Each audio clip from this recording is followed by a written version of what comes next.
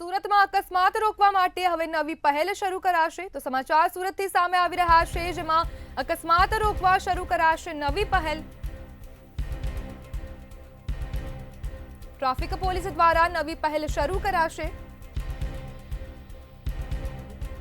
અને ભારે વાહનો માટે જાગૃતિ અભિયાન ચલાવવામાં આવશે।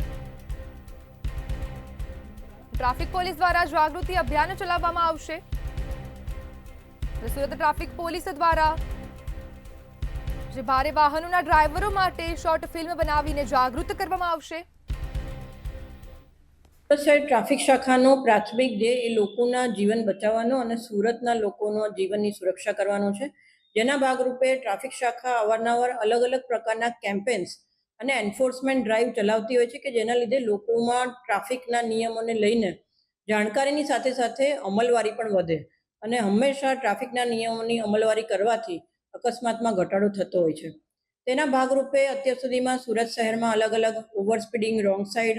સિગ્નલનું અમલીકરણ અને હેલ્મેટના ટ્રાફિકના જે નિયમો છે એનું અમલીકરણ કરાવવામાં આવે છે અને આવનારા દિવસોમાં ખાસ કરીને જે હેવી વ્હીકલ્સ છે એટલે કે ટ્રકો અથવા તો લક્ઝરી બસો કે જેઓ લેન ડ્રાઇવિંગનું પણ અમલીકરણ કરતા નથી અને સાથે સાથે ક્યાંક ને ક્યાંક સિટીમાં આવા ભારદારી વાહનોના લીધે અકસ્માતો થતા હોય છે, તેવા અકસ્માતમાં ઘટાડો